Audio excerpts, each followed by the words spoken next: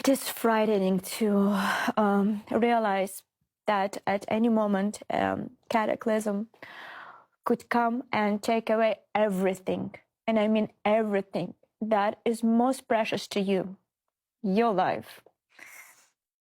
And you saw it today, even worse, the life of your children. And the vast number of people experience that every single day already around the globe. And I'm sure by now, every viewer who has seen this footage has experienced the same thing we have.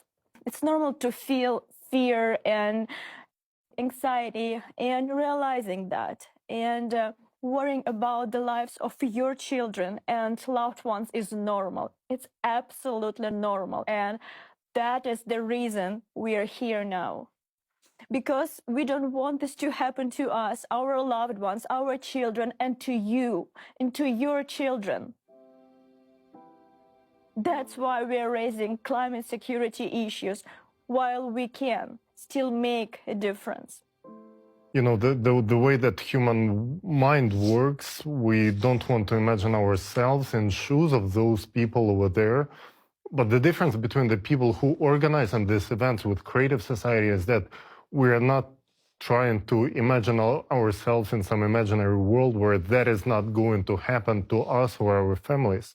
It has nothing to do with fear-mongering. It has nothing to do with hidden agendas. It has one goal: to save human lives, starting from ourselves and everyone around us and the people generally.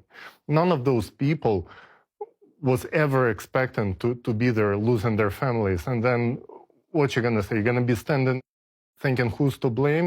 And the authorities, they say, we're not responsible. We could not predict that happened.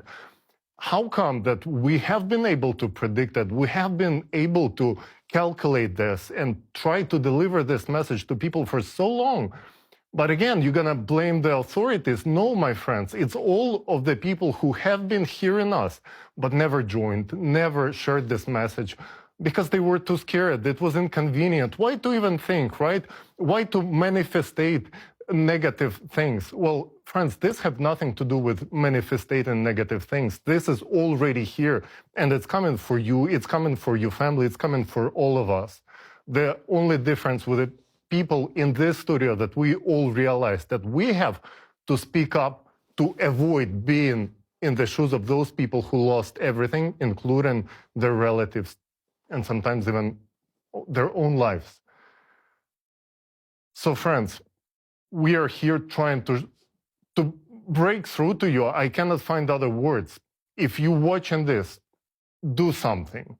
And you know, by do something, I mean not to donate some dollars somewhere or whatever. Speak up.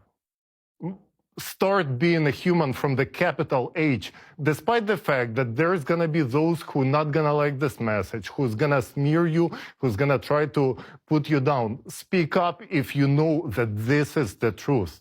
Speak up.